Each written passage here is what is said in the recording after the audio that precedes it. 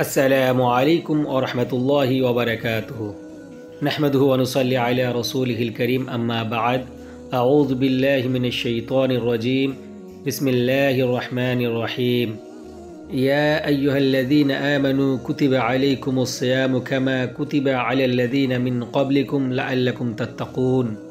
हे मुमिनगण, তোমাদের উপর সিয়াম ফরজ করা হয়েছে যেভাবে ফরজ করা হয়েছিল তোমাদের পূর্ববর্তীদের উপর, যাতে তোমরা তাকওয়া অবলম্বন করো। সূরা বাকারা আয়াত নম্বর 183। সম্মানীয় দর্শক শ্রোতা, এই পবিত্র মাহে রমাজানে আমি একটি রমাজান প্ল্যান তৈরি করেছি।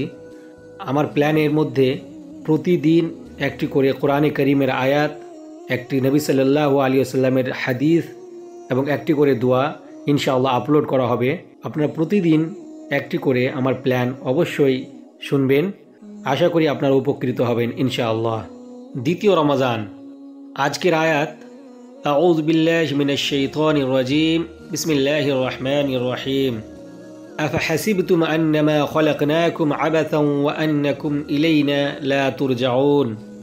তোমরা কি ভেবেছিলে যে আমি তোমাদেরকে তামাশার বস্তু হিসেবে সৃষ্টি করেছি আর তোমাদেরকে আমার কাছে ফিরিয়ে আনা হবে না। সূরা মুমিনুন আয়াত নম্বর 115। আজকের হাদিস, বনি আদমের প্রতিটি কাজ তার নিজের জন্যই, সওম ব্যতীত তা আমার জন্য, আমি নিজেই তার পুরস্কার দেব। আর সওম পালনকারীদের মুখের গন্ধ আল্লাহর নিকট মিস্কের ঘ্রাণের চেয়ে অধিক সুগন্ধযুক্ত। সহিহ বুখারী হাদিস নম্বর 5927।